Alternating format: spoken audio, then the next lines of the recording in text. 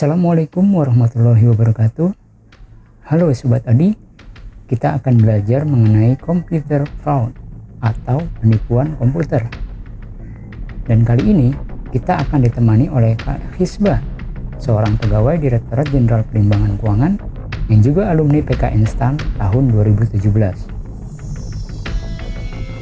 Untuk itu, mari kita simak penjelasan dari Kak Hisbah.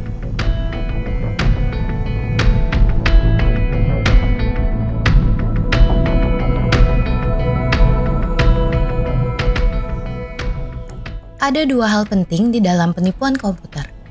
Pertama, klasifikasi penipuan komputer, dan yang kedua, bagaimana mencegah dan mendeteksi penipuan dan penyalahgunaan. Materi pertama mengenai klasifikasi penipuan komputer. Penipuan komputer dapat dikategorikan berdasarkan model pengolahan data, yaitu penipuan input, penipuan prosesor, penipuan instruksi komputer, penipuan data, dan penipuan output.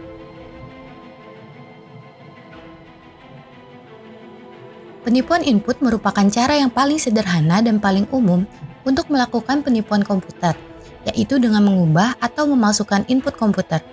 Hanya membutuhkan sedikit keterampilan, pelaku hanya perlu memahami bagaimana sistem beroperasi sehingga mereka dapat menutupi jejak mereka. Penggunaan sistem tanpa izin dapat dikategorikan sebagai penipuan prosesor.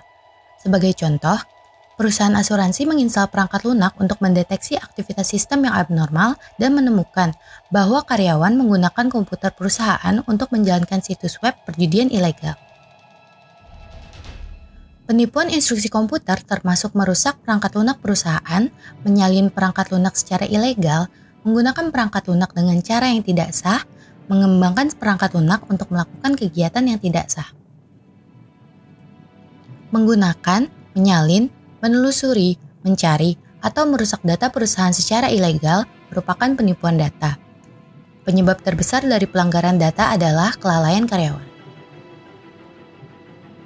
Pelaku penipuan output menggunakan komputer untuk memalsukan output yang terlihat otentik, seperti cek pembayaran. Berikutnya bagaimana mencegah dan mendeteksi penipuan dan penyalahgunaan. Pertama, mencegah penipuan agar tidak terjadi. Beberapa tindakan yang dapat dilakukan antara lain, menciptakan budaya organisasi yang menekankan integritas dan komitmen untuk nilai etis dan kompetensi, membentuk pengawasan komite audit yang aktif, terlibat, dan independen dari dewan direksi, secara efektif mengawasi karyawan termasuk memonitor kinerja mereka dan memperbaiki kesalahannya. Kedua, meningkatkan kesulitan bagi tindakan penipuan. Antara lain, mengembangkan dan mengimplementasikan sistem pengendalian internal yang sangat kuat, memisahkan fungsi akuntansi atas otorisasi, pencatatan, dan penyimpanan, serta membatasi akses fisik dan jarak jauh terhadap sumber daya sistem bagi petugas yang berwenang. Ketiga, mengembangkan metode pendeteksian. Antara lain, mengembangkan dan mengimplementasikan program penilaian risiko penipuan, membuat jejak audit agar transaksi individual dapat ditelusuri melalui sistem kelaporan keuangan, dan menginstal perangkat lunak pendeteksian penipuan. Dan yang keempat, mengurangi kerugian penipuan. Antara lain, menjaga keberlangsungan asuransi yang memadai, mengembangkan kontingensi penipuan yang komprehensif, pemulihan bencana, dan rencana keberlangsungan bisnis, serta menyimpan salinan backup program dan file data di tempat yang aman. Demikian pembahasan mengenai penipuan komputer. Semoga bermanfaat. Sampai ketemu lagi di video berikutnya. Terima kasih. Assalamualaikum warahmatullahi wabarakatuh.